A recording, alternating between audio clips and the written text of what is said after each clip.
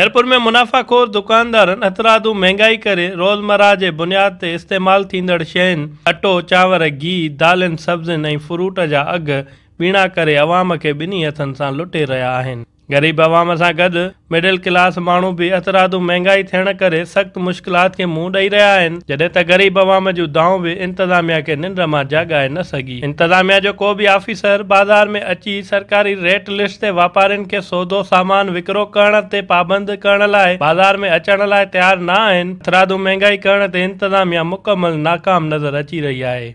गुज़र सफ़र तमाम परेशान हाल में गुज़रे तो असां खुदा को इहा ई दुआ था करूं, ए मुंहिंजा रब इन हुकुमराननि खे हिदायत ॾींदे त सस्ता पकंदा। छा आहे त इमरान ख़ान आयो ई ग़रीबनि खे जेको आहे मारण जे लाइ आहे, छो त उन वाइदो ई उन पंहिंजी हैसियत जे हिसाब सां वाइदो कयो त बाबा मां 50 लख तव्हांखे घर ॾींदुमि, करोड़ नौकरियूं ॾींदुमि। हाणे पाकिस्तान में एतिरी अवाम आहे उनखे रोज़गार नथो ॾेई सघे।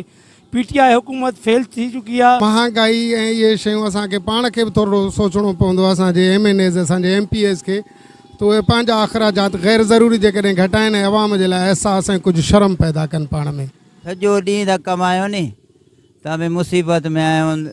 रखीअ जी रुगो गैस जी पूरत मस्तु थी थिए, वरी घर जो सौदो उहे घर में भंडण लॻो पियो आहे। असां सब्ज़ी वारा आहियूं, जीअं सब्ज़ी असांखे मिले थी कुल 10 रुपया 5 रुपया किले ते रखूं था। अपील इहा आहे त सस्ता बि करे ॾाढो अवाम परेशान लॻो पिया, ख़ुदकुशी न कंदो, ॿियो छा कंदो। हुकूमत खे घुर्जे त जेका हथरादू महंगाई कई वई आहे उहा महंगाईअ खे ख़त्म कयो वञे त ग़रीब अवाम जीअं ॿ वेला पंहिंजे बचनि खे सुख सां खाराए सघे। कैमरामैन जान मोहम्मद सां गॾु अली जाफ़री, सिंध TV न्यूज़, खैरपुर।